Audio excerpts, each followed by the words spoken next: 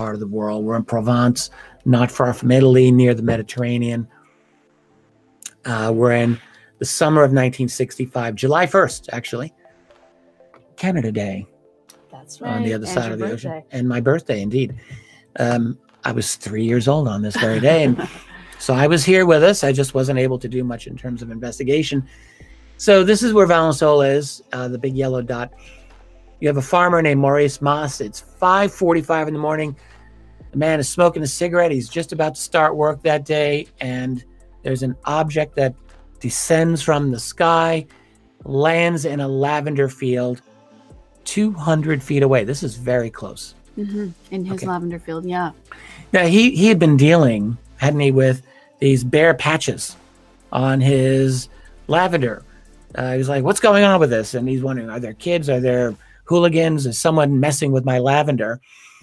And now he's thinking, oh, a helicopter is landing on my lavender field. So he's a little bit annoyed. And he goes out there. It's like thinking some helicopters made an unauthorized landing, and he goes toward it. And he's hearing this loud hissing sound. That's what's reported. Right. This really attention. strong sound that, yeah, he thought was something like that. Well, he gets closer to this thing and he's realizing this doesn't look like a helicopter because it's oval shape. It's very similar shape to the craft that Zamora saw, That's as far as I can tell. Yeah. And it's on 4 legs, I believe. I don't know how many I legs. saw one account that said it might have been 6 legs, but I've always thought it was 4 legs. So he sees what looked like children. And this is, again, like Zamora's case. Yeah.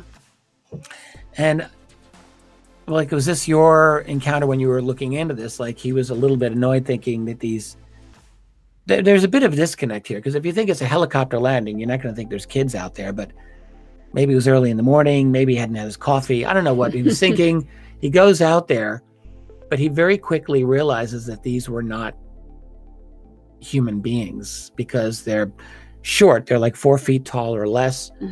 They're wearing a tight kind of clothing, greenish, grayish, large heads. Let's move to one of the images. Arms. This is Maurice Masse, by the way, and that's his lavender field. By the way, everyone described him as a very genial, a very level-headed, a very good man. And he had actually been a resistance fighter during the Second World War. He had fought for the French resistance. So Maurice Masse, yeah, he had a lot of respect from everyone who knew him. There he is. This is another picture of him. He's got a nice face, very kind of an open-looking man. This is a very artistic, creative rendering of the beings that he sees. But yeah, so the beings were described as short, bald.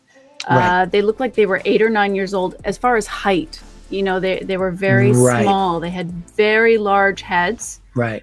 They had a hole instead of a mouth. Right. They had very large ears, which that's something that's, you know, very different than what you usually hear for this type. This rendition doesn't show the large ears. This one shows a bit larger. This one I've seen many times. Someone kind of superimposed these beings over a photograph of the lavender. And there's a couple of others that I have here. This is, I think, one of the better known ones. But yeah, they have these are like gray aliens, and that's not quite accurate, like the image here with larger ears. You're saying large ears was something that was very unusual about it. But still the large head, still the large eyes. And the slanted eyes is definitely part of what he described. And they were making a noise that was like a grumbling sound, whatever that means, or a gurgling sound. The impression that one gets from this case is that they were interested in the lavender. But, you know, if there's any other description, large bald head, pale faces, all of that.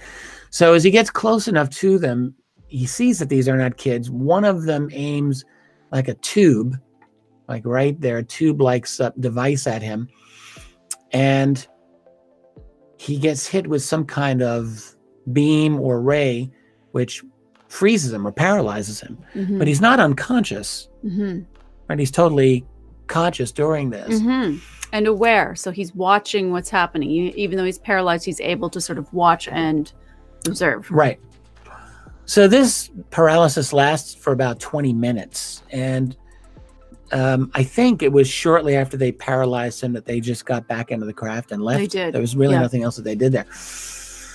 So this actually messed him up a little bit. Let's see if there's any other images here. Oh, that's ground traces. We'll get to that in a second. Well, can I just interject here? Something that happened.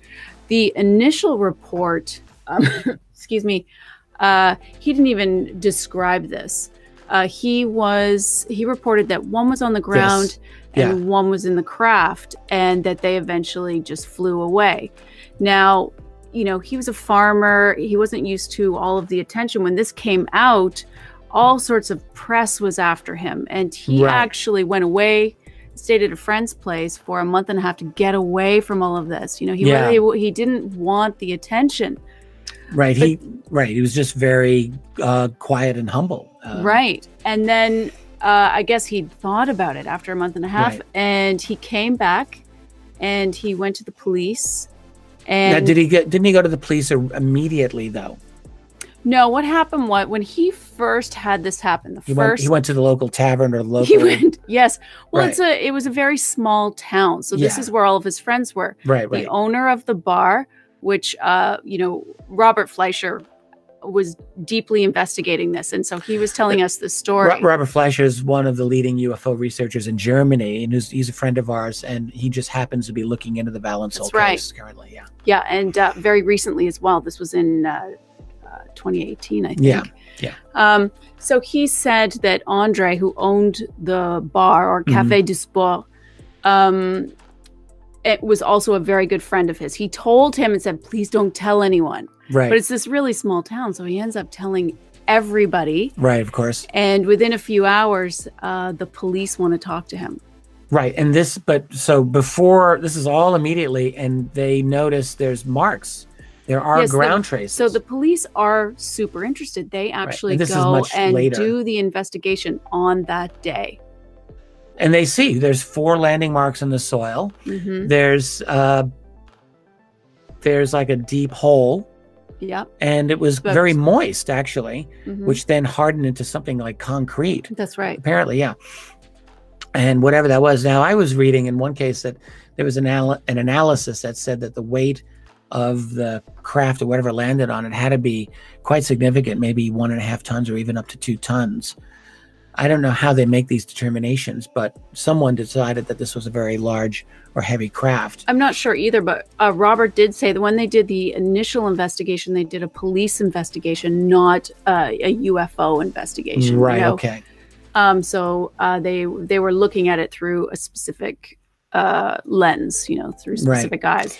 But what I was going to say was the initial report that he gave was different. And then when he came back a month and a half later, he went back to the police. He gave more detail. And gave more detail. And that's when he described that there were 2 beings standing here, like you're seeing here. Yeah. He said one was facing him, one was turned away.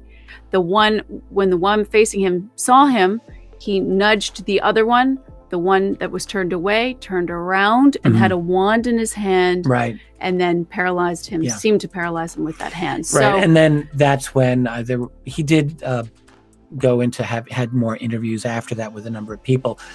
One of the encounters in the interviews that he had is someone showed him a drawing of the object that landed in Socorro. So investigators, you know, after the fact, said, oh, did it look like this? And they showed a picture of Lonnie Zamora's egg-shaped craft. Oh, right. And Masse says, someone else has seen my UFO. So he saw this image of the Socorro craft and said it was really basically exactly the same. He was affected in terms of his sleep. That's right. Did you read? He was always like a 5 hours a night kind of a guy. He was a farmer, so he was used to getting up super early in the morning, 5:30, and he was unable to do this. He was changed since this happened. He said that he needed, between 10 and 12 hours a day for a while. Yeah, for at least a couple of months following it. Yeah. So it really something. And also about watches. Do you recall that? Or did you come across that? No, describe that. That he was having trouble with watches, that they would either go, too fast, too slow, or they would stop. So he was just unable to wear them anymore. So this was sort of another thing that had happened. Fascinating. Fascinating. One other thing I just want to mention is Jacques Vallée, a number of years later, I think 14 years later, 1979, met with Maurice Masse. Masse lived, by the way, into his 90s. He was 94 when he finally passed away. Vallée was very impressed by Masse. He met him with two of his close friends, and he just pointed out, he said, Maurice Masse did not really want to give all the details to investigators or even to his own family, including the fact that he believed some kind of silent telepathic communication took place between himself and the beings. So this is really something that affected him very powerfully. And just as you were saying, it took him a while to really, by degrees, get into all of the details of what he... But Vallée just said, I was very impressed by him. He says, throughout these discussions with Mr. Masse, I had the feeling that I was in the presence of a very intelligent man, capable of deep emotions and rational thought. He was also quite humble. And it's kind of a nice statement. It says quite a bit about Jacques Vallée to have these thoughts about another person, but I think it says a lot about Maurice Masse. I was just noticing and looking into this case, there's a gentleman, Maurice Chaspol, who was a friend of Maurice Masse. And a lifetime friend. And this gentleman, I think, has been very hospitable to some of the German investigators who've come in. Robert Fleischer is one of them, but he's not the only one. And so this gentleman gave an interview in French. It's on YouTube. And he gives additional support to the whole Maurice Masse incident. This is in Valensole. That's the field. I believe that's the exact field where Masse lived. There's a highway right off the road now. But anyway, it's a very interesting case and definitely worth some investigation, and definitely a strong case, I think. I agree. Please hang up and try again.